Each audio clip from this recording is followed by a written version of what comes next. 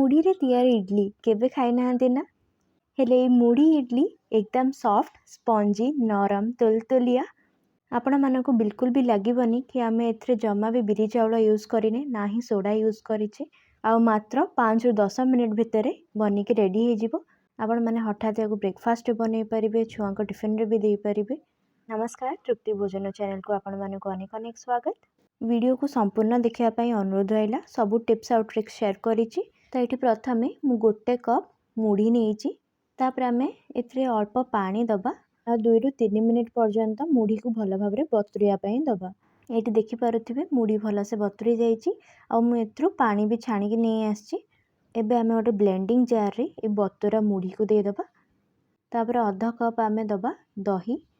आपण मैंने ध्यान रखिए जमी फ्रेश दही ने खटा दही नेबेनी। खटा दही नेले इडली खटा लगे ता सहित येलो भी दिसिबो। दही इडली को फर्मेंट करने आ भलसे फ्लफी जालीदार बनायापी मुढ़ी आ दही को ये चिकन करके बाटिकी नहीं आसबे।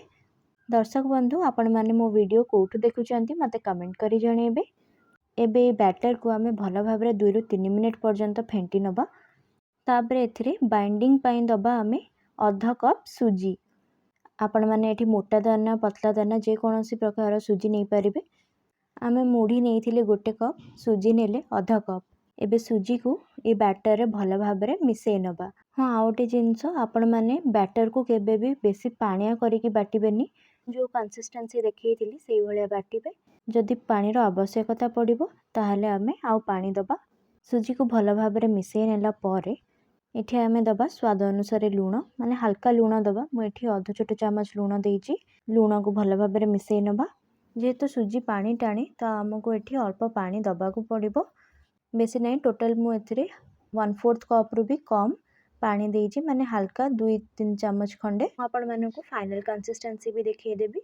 ये देखंतु आमर बैटर एटा फाइनल कंसिस्टेंसी एतिकी बहलिया आपण माने रखिबे, बेसी पानी देबेनी। एबे आमे सुजी को भल भाव बतुरिया पाई छाड़िबा। एबे आहुरी टिप्स बाकी अच्छी तो आपण माने वीडियो को स्किप करिवेनी। जे पर्यंत सुजी फुलुची से पर्यंत आमे इडली छांचरे अल्प तेल लगे नबा जद्वारा इडली आमर सहजरे बाहरी जीवो।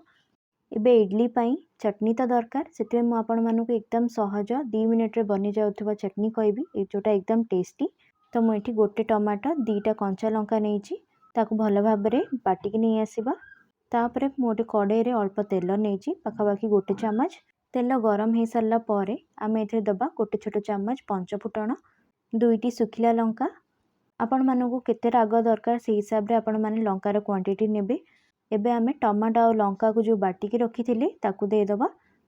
से दबा स्वाद अनुसार लुण मुझे देइछि 1/4 छोट चामच लुण आ गोटे छोट चामच लंका गुंड। कहीं आम एटा टिके राग राग बनैबा इडली संगे राग राग चटनी बहुत भल लगे। आपण माने यार क्वांटिटी देखिकी कम बेसी करि परिबे। बस मिसई नबा। टिके फुटी गले आमे बंद कर दबा। हमर चटनी एकदम रेडी। आपण माने क्वांटिटी निज हिसाब रे देखिकी बनैबे। देखिले ना केते सहजरे चटनी बनी जाउची। ए चटनीटा बहुत टेस्टी मध्य। तो ये आमर बैटर एकदम रेडी। सुजी भी बढ़िया से फुली जाइए। आउ टिके आपण माने गोले नेबे पाखापाखि गोटे मिनिट।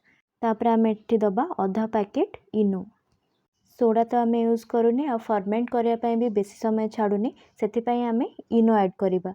इनो देहपाई भी खराब नुहे आ इडली भी बढ़िया से फुलिबो। बस इनो पकई सारिकी आम भल भाव गोले नबा। किंतु ध्यान रखिए जितेबाला आपण इडली बनइबे ता पूर्वर ही आपण माने इनो पकेबे। इनो पकईकी बेसी समय रखिबेनी नहले इडली फुलिबनी टाण हबो।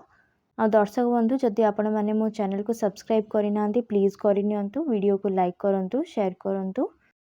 बैटर को भल भाव गोले सारा पर छांचरे आमे आनिकी बैटर को भल भाव दे दबा। बैटर दे सारा पर छांच को हल्का टिके टैप कर नेबे जद्वारा एयर बबल्स बाहरी जीवो और इडली भी प्लेन ही जीवो। तापरे आमे आनिकी इडली स्टैंड रे रखी नबा।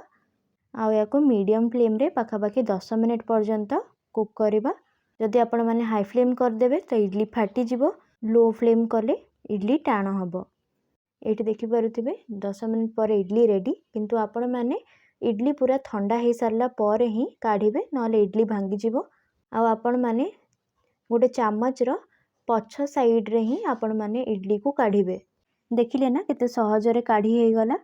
आ एपटे देखंतु केते सॉफ्ट ହେଇଛି केते जालीदार ହେଇଛି। बिरी चाउଳ इडली को भी टक्कर देला भली मुढ़ी इडली थरे बनातु देखिए बहुत टेस्टी लगिवो।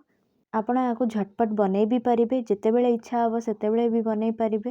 याको बनाया भी बेसी कष्ट नुहे कि बेसी टाइम टेकिंग भी नुहे। तो याको थरे निश्चय ट्राए करंतु केमिति बनिला मते कमेंट करी निश्चय जणेबे। वीडियो भल लागिले लाइक करंतु निज फ्रेंड्स और रिलेटिव्स को शेयर करंतु। चैनल को सब्सक्राइब करंतु पाखरे थिबा बेल आइकन को प्रेस करदेबे जद्वारा मोर नुआ नुआ वीडियो नोटिफिकेशंस आपण आगे पाई परिबे। आज पई एतिकी आउ थरे आसीबे आउटे नुआ रेसिपी सहित सेथि पर्यंत रहुची नमस्कार जय जगन्नाथ।